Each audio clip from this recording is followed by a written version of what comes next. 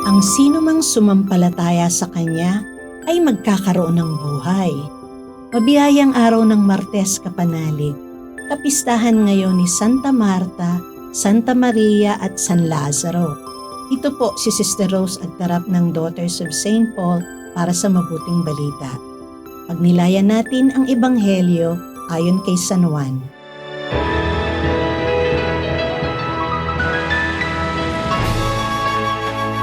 Marami sa mga Hudyo ang pumunta kina Marta at Maria upang makiramay sa kanila dahil sa paglao ng kanilang kapatid. Kaya pagkarinig ni Marta na dumarating si Jesus, sinalubong niya ito.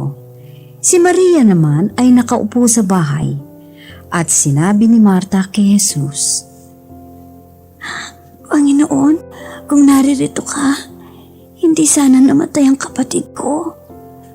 Subalit kahit na ngayon, alam kong ano man ang hilingin mo sa Diyos, ibibigay ito sa iyo ng Diyos." Sinabi sa kanya ni Jesus. Babangon ang kapatid mo. Sumagot sa kanya si Marta, "Alam ko na babangon siya sa muling pagkabuhay sa huling araw." Sinabi sa kanya ni Jesus, Ako ang muling pagkabuhay at ang buhay. Mabubuhay ang naniniwala sa akin kahit na siya ay mamatay. Hinding-hindi mamamatay ang bawat nabubuhay sa paniniwala sa akin. Pinaniniwalaan mo ba ito? Sinabi niya sa kanya, Opo, Panginoon. Naniniwala nga ako na ikaw ang Kristo, ang anak ng Diyos na dumarating sa mundo."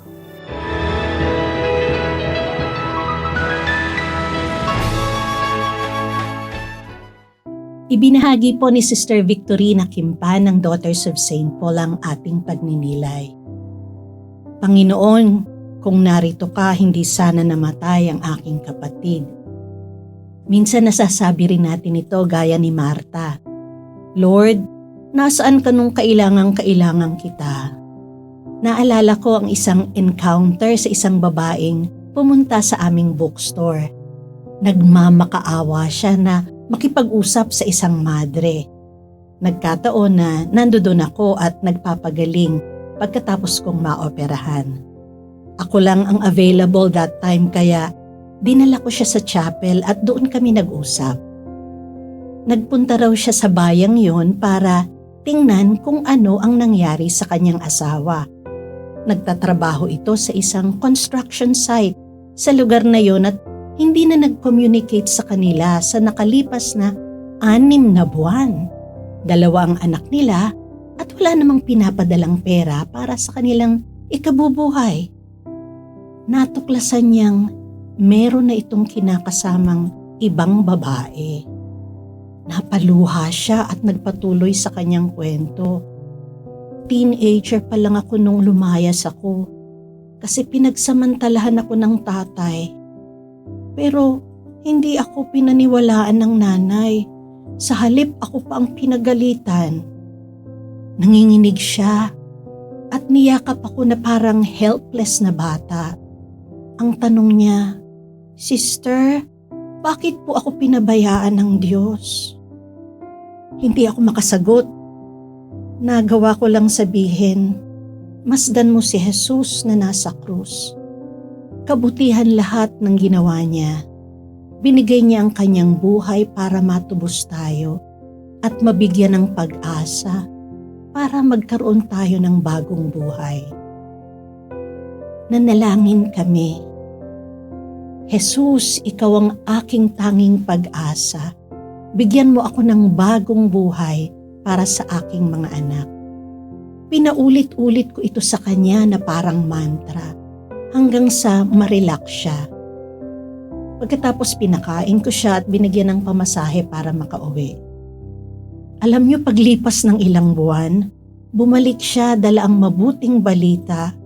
May regular na akong trabaho, sister. Natanggap na working student yung panganay ko sa mga madre at yung bunso ko naman ay maayos ang pag-aaral. Labis-labis ang pasasalamat niya sa Panginoon at sa Daughters of St. Paul. Sabi nga ni Jesus, Ako ang muling pagkabuhay. Ang sino mang sumampalataya sa akin, kahit na siya'y mamatay, ay mabubuhay. At ang sino mang nabubuhay at sumasampalataya sa akin, ay hindi mamamatay kailanman. Kapanalig, sumasampalataya ka ba sa Kanya? Mga kapanalig, maraming salamat po sa inyong suporta sa aming misyon. Subscribe, like, share, and follow Paulines sa aming social media accounts. Patuloy po kaming humihingi ng inyong tulong upang maipagpatuloy ang programang ito. Maaari po ninyong ipadala ang inyong love offerings at donasyon sa aming donations channels. Makakaasa po kayo na kasamang lagi ang inyong mga intensyon at kahilingan sa aming panalangin araw-araw. Ito pong muli si Sister Rose na nag-aanyaya sa inyong manalangin. Santa Maria, mahal na Birhen del Carmen, inihahandog namin sa iyo ang aming sarili at kalooban. Pagpalain mo at gabayan ang aming mahal sa buhay, pamilya at bayan. Itinataas namin sa iyong pamamagitan ang aming saya at kalungkutan, tagumpay at kabiguan, kasaganaan at kahirapan, kalusugan at karamdaman. Maialay nawa ito sa iyong anak na si Jesus upang magkamit para sa amin ng mga pagpapala. Amen. We are here to provide a new way of communicating and proclaiming the gospel.